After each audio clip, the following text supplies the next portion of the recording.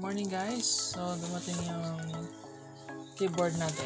We will try kung may pinagkaiba sila dito sa on na keyboard natin.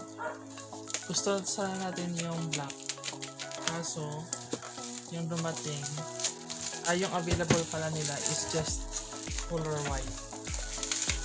So we will see. Yan. So yan lang sa picture. Tingnan natin. Sana maganda. Kasi yung isa dito, ibibigay natin kay Gimbal. Perfect! So pag okay sa akin, gamitin mo ito yung bago. Bigay ko kay Gimbal.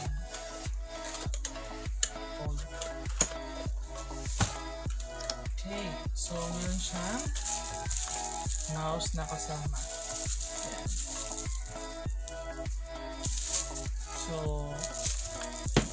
ayun na siya nagagamit. Wow! So black siya guys. I like it. Black siya guys. Yan. At ito yung mouse na kasama niya. Zeus. So Zeus siya. Yan. Maganda niya yung mouse niya. So titingnan natin kung ano pinagkaiba niya dito sa for the game na basta nakandahan ako dito sa laki na to. Pero ito, I think maganda din.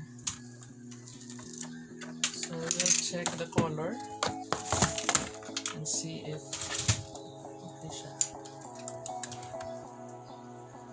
Kukunin ko na lang yung picture mamaya.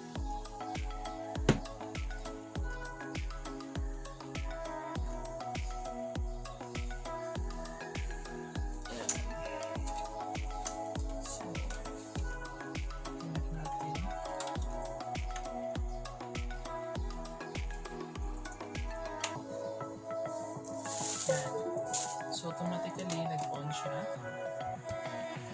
Yan. So mas maganda siya guys para sa akin. So for magkano ulit ito? 200 plus I think. Check natin.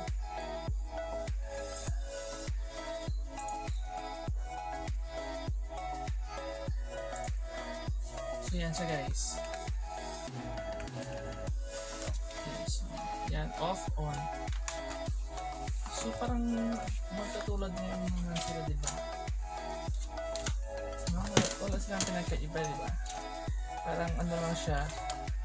Maganda lang yung ano niya, yung belt niya dito kasi white siya.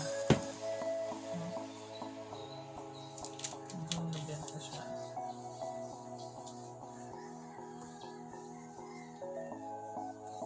Okay. So mas ano siya, mas maliwanag ito siya. So this is ano guys, check ko lang nga yung price.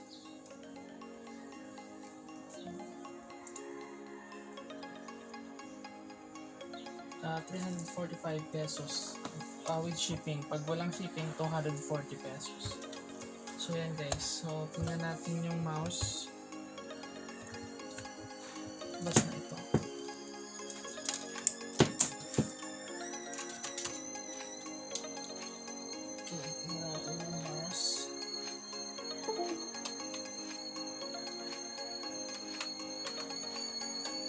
Okay, so yan guys, so yan ang mouse.